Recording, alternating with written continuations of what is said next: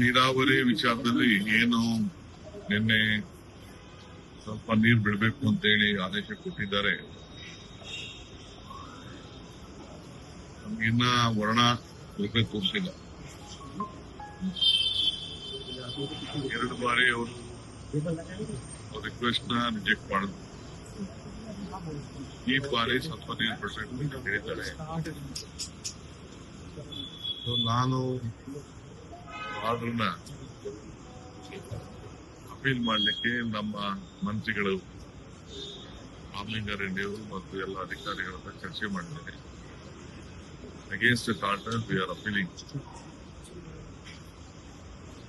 ಆಮೇಲೆ ನಾವು ತೀರ್ಮಾನ ಮಾಡ್ತೀವಿ. ಅದಾದ್ಮೇಲೆ ನಾನು ಅಪೋಸಿಷನ್ ಪಾರ್ಟಿ ಲೀಡರ್ಸ್ ಕೂಡ ನಾನು ಬೆಂಗಳೂರು ಹೋದ್ಮೇಲೆ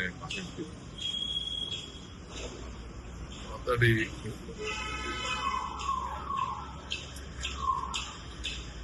ಈ ಮಧ್ಯದಲ್ಲಿ ತಮಿಳುನಾಡು ಚೀಫ್ ಕೂಡ ನನ್ನ ಹತ್ರ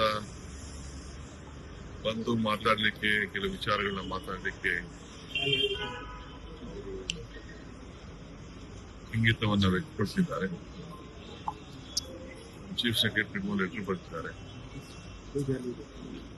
ನನ್ನ ಹತ್ರನೂ ಫೋನಲ್ಲಿ ಮಾತಾಡಿದ್ದಾರೆ. ನಾವು ಕೂಡ ಗೌರವದಿಂದ ಅವ್ರಿಗೆ ನೋಡ್ಬೇಕಾದ ಕರ್ತವ್ಯ. ಆಯ್ತು ಬನ್ನಿ ಅಂತ ನಾನು ಹೇಳಿದ್ದೇನೆ. ಜೊತೆಗೆ ನಾನು ಕೂಡ ನಮ್ಮ ರಾಜ್ಯದ ಕಾವೇರಿ ಜಲ ಪ್ರದೇಶ ಕೂಡ ನೀವು ನೋಡಿ ಅಂತ ಕೂಡ ಒಂದು ರಿಕ್ವೆಸ್ಟ್ ಮಾಡಿದ್ದೇನೆ.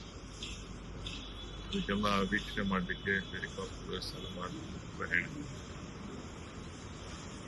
ನೋಡೋಣ ಯಾಕೆಂದ್ರೆ ಅವರು ಫ್ಯಾಕ್ಚುಯಲ್ ಅನುಭವವಾದಷ್ಟು ದೃಷ್ಟಿಯಿಂದ ಇದೊಂದು ಮಹತ್ವದಂತ ನಿರ್ಣಯ, ಸೌಹಾರ್ದತೆಯ ಅಭಿಪ್ರಾಯಗಳು ವಿಚಾರ ಏನಿದೆ ಅಂತ ನನಗಿನ ಅರ್ಥ ಆಗಿಲ್ಲ.